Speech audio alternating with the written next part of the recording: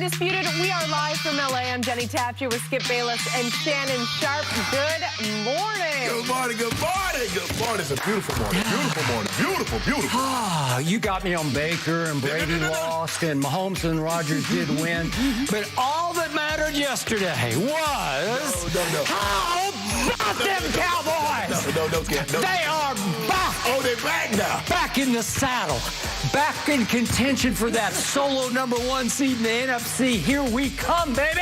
I'm just trying to figure you're the only guy that can do this. Managed to lose like 3 other games and just make the one game that you won. All that matters is this team. What about OU? Huh? What about them? What about them? That was Saturday. That was ages ago. How dare you say that? Okay, what about OU? Okay, I remember you said that. Yeah. I mean, Lincoln Riley should be fired. He should be fired, but that's beside the point. Yes, his Cowboys got the win, and the Vikings got the win. I can at least say that today, but I know we have to talk about the Cowboys because they won, and they won big. After a poor showing last week, the Cowboys were clicking on all cylinders as they won 43-3 against the Falcons. Dak Prescott scored 3 total touchdowns in a game where Dallas dominated in all 3 phases, and the Cowboys improved to 7-2, just a half game back for the best record in the NFC. Shannon, scale of 1 to 10, how impressed were you? Be honest, Shannon. I see you guys haven't learned your lesson, still letting the Dak Prescott play late in the ball game, but I gave him a 2. A 2? I gave him a 2, Skip. Huh. And the only reason I gave them a 2 is that they did what they were supposed to against a really bad football team. Really? I got to get a new TV. No, you don't. Because here's what the Atlanta Falcons rank. They're last in sacks. They're second to last in QB hits. They're 28th in scoring. They're 27th in takeaway. Only 2 teams allow a team to convert third downs better than the Atlanta Falcons. That's what you were up against. I would like to think after that shellacking, that lambasting that you took last week, I would hope you come out motivated. I would really hope so. And then you're playing Calvin Ridley's still their best player. He hasn't been there in a long, long time. So I think Kyle Pitts is their best player, but go ahead. Okay. We'll disagree.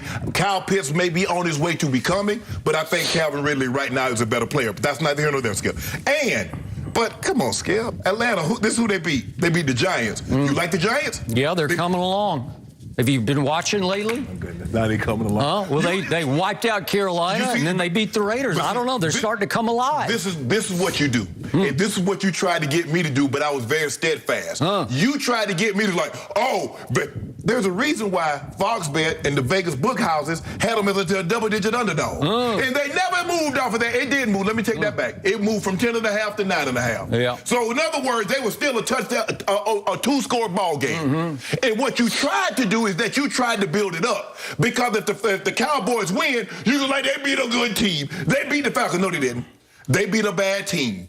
And that was a bad team that they played yesterday. I gave them a 2 because that's what you're supposed to do to bad teams, which is beat them. But let's not get carried away. I didn't dump sand on them last week. I didn't say Vic Fangio found a blueprint. I think you ridiculed them last week. I did. Yeah. I think you dumped sand all over them.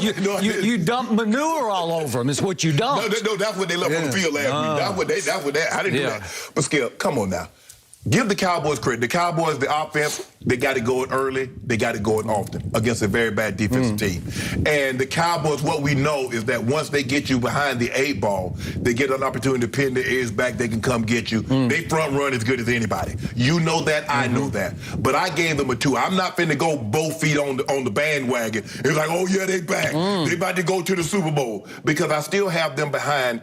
If I look at the Packers, they let their defense looking real good. And I'm still believing. Now, if the Rams come out here and play like I think they're going to play tonight, I still would have your Cowboys behind the Rams.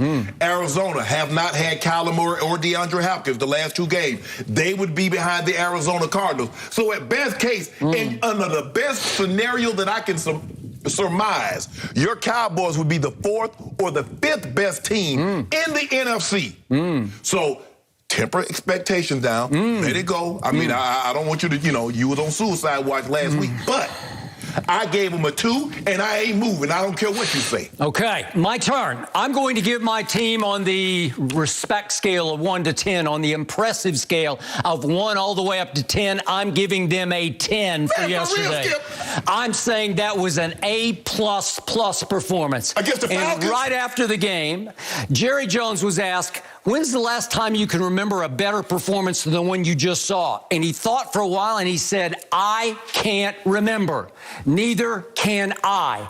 I saw nothing wrong yesterday after I saw everything wrong just 7 days before in the same stadium at home against your sorry Denver Broncos. I told you 1 week ago at this moment that it was an aberration. It was a blip because my team did not take your team, your old team, seriously enough. And they came in and allowed Vic Fangio to beat his chest and gloat about, we found the blueprint. He didn't actually use the term blueprint, right, but he basically said, we knew how to beat them. We knew how to shut them down. Well, maybe he needs to try to find a blueprint for shutting down Philadelphia at Denver yesterday, because you got your doors blown off at home by the Eagles, for whom you have little to no respect. They got ran out of the... Jalen Hurts lit you up yesterday. Devontae Smith ran you off your own field. Thank you very much, Vic Fangio, for lighting or relighting our fire.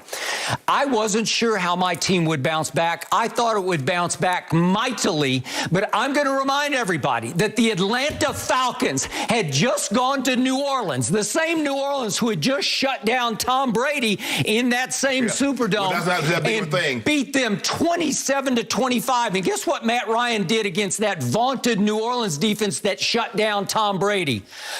He threw for 343 yards, 2 touchdowns, and no interceptions, and led the week with a 94 QBR on a scale of 0 to 100.